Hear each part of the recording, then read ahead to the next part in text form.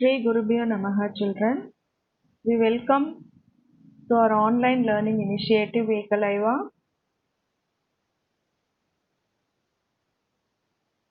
Today we are going to start our new lesson, Unit 3 in Civics. The topic of the lesson is Understanding Secularism.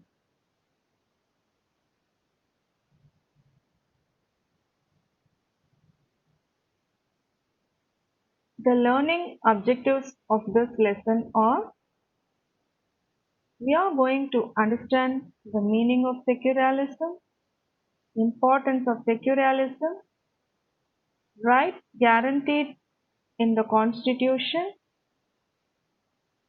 importance of secular education, and also constitutional provisions related to secularism. These are all the various topics we are going to discuss under this lesson.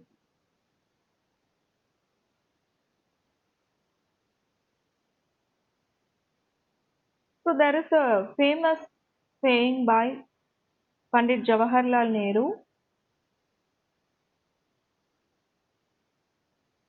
India will be a land of many faiths, equally honored and respected, but the national outlook. This is a famous quotation given by Pandit Jawaharlal Nehru. And we Indians, we all are having different faiths, but all our faiths are equally honored and respected. For example, we may belong to different religions, different races, but we are honored and we are respected. But as a nation, we have a national outlook. Even though we may belong to different religions, but we are united as Indians.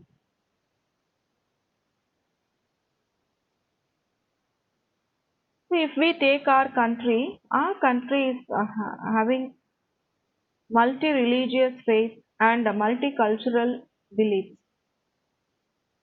Our country, it is especially birthplace of four major religions, that is Hinduism, Jainism, Buddhism, and Sikhism.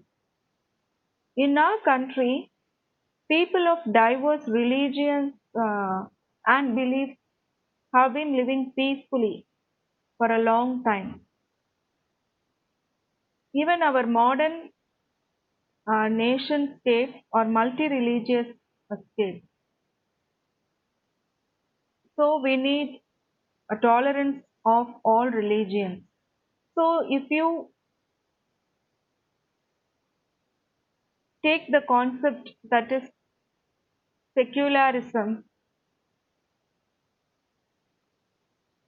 it is aimed at creating a society in which people of religious beliefs or people who do not belong to any religion can live together with harmony and peace.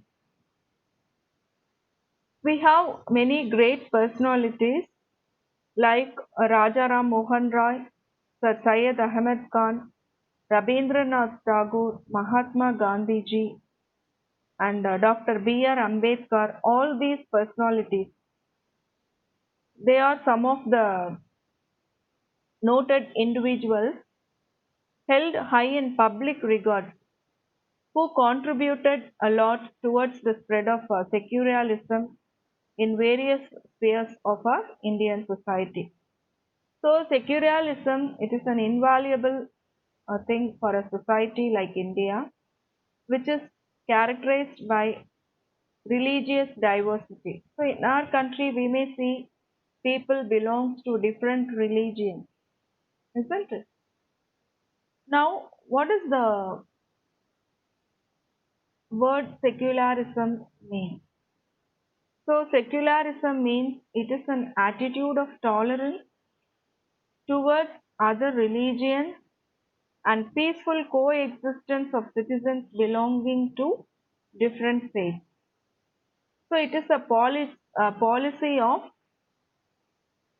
neutrality and equality by the state towards all religious communities. So here it is an attitude of tolerance. So all the citizens they have to tolerate and give respect to other religions, and we have to lead a very peaceful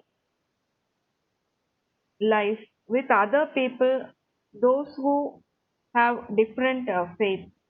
Maybe it may be a religious faith also.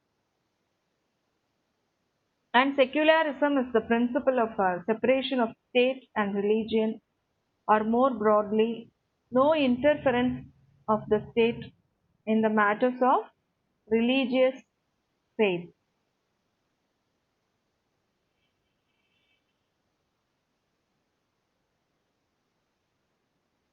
Now, in this picture, you can see people of different religions. So, all these people they belong to different religions, and their faith they'll be following different customs and traditions, right? So you can see Hindus, Sikhism, people who follow Hindu religion, and people who follow Sikhism, and you can see Jainism, you can see Muslim, you can see Buddhism, you can see Christian. So in this group of people, these people belong to different religions, but in spite of that, they are they all are Indians. So this is how our country. This picture shows that our country, India, is a secular country. We will be we give respect and will honor other religions also. So, for example, in our school also we used to celebrate all the festivals, isn't it? We used to celebrate Diwali, Pongal, and Christmas. We used to celebrate, and some other festivals, religious festivals also. We used to celebrate in our school. So this shows that our country is a secular country.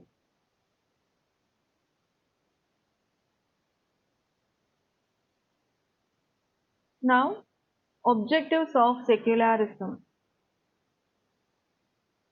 So one religious group does not dominate another.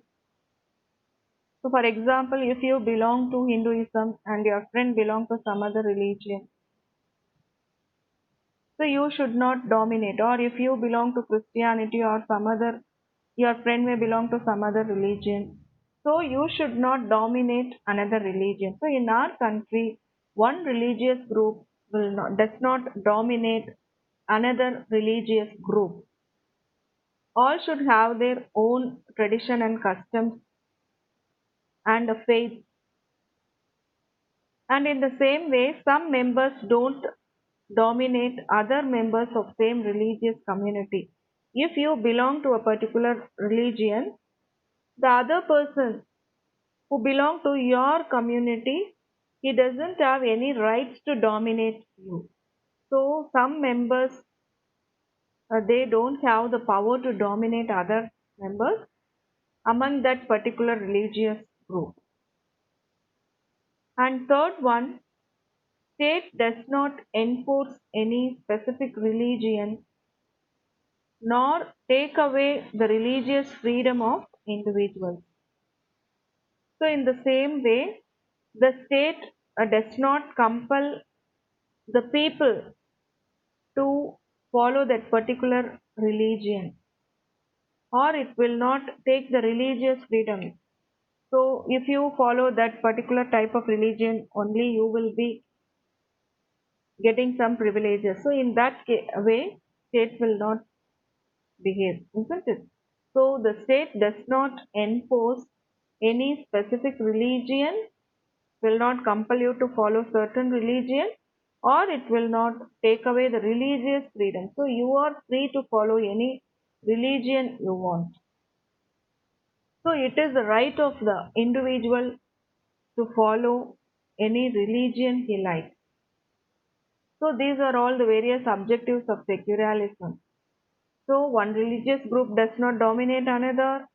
Some members don't dominate other members of the same religious community, and the state does not have any power to compel the people to follow any particular religion or take away the religious freedom of individuals. So children, today you are clear about secularism. What is the meaning of secularism?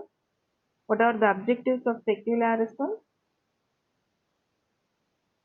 Tomorrow we will be discussing about secularism, some more topics related to secularism. Thank you, children.